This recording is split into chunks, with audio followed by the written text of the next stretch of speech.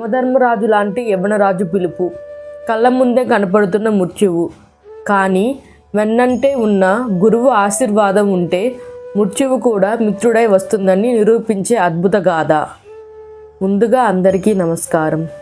ఈరోజు మనం శ్రీ గురుచరిత్రలోని 14వ అధ్యాయం గురించి తెలుసుకుందాం. సాయందేవుడు అనే భక్తుడు శ్రీ నృసింహ సరస్వతి స్వామిని తన ఇంటికి ఆహ్వానించి భక్తితో సేవించుకున్నాడు. స్వామి ఆశీర్వాదంతో ఒక ఉదర రోగి కూడా స్వస్థత పొందాడు.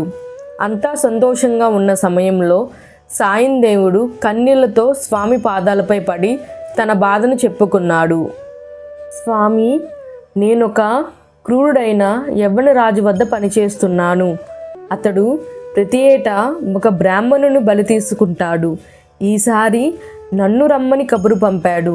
నేను వెళ్ళడం అంటే మృత్యువు నోట్లోకి వెళ్ళడమే. నన్ను మీరే రక్షించాలి అని వేడుకున్నాడు.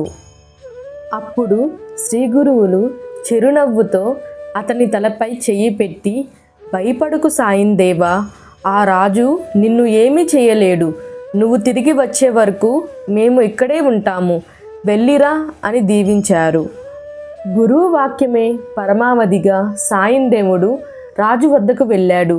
ఆలస్యంగా వచ్చినందుకు రాజు ఆగ్రహంతో ఊగిపోయాడు. కానీ అంతలోనే అద్భుతం జరిగింది. అంతఃపురంలోకి వెళ్ళిన రాజుకు అకస్మాత్తుగా భయంకరమైన గుండె నొప్పి, స్పృహ తప్పడం సంభవించాయి. కలలో ఒక బ్రాహ్మణుడు తనను ముక్కల ముక్కలుగా నరుగుతున్నట్లుగా కనిపించి నరకయాతన అనుభవించాడు. మేల్కొన్న రాజు తాను చేస్తున్న తప్పు అర్థమైంది. పశ్చాత్తాపంతో బయటకు వచ్చి సాయందేవుని పాదాల మీద పడి క్షమించమని వేడుకున్నాడు. అతనికి విలువైన వస్త్రాలు, ఆభరణాలు ఇచ్చి గౌరవంగా పంపించి వేశాడు.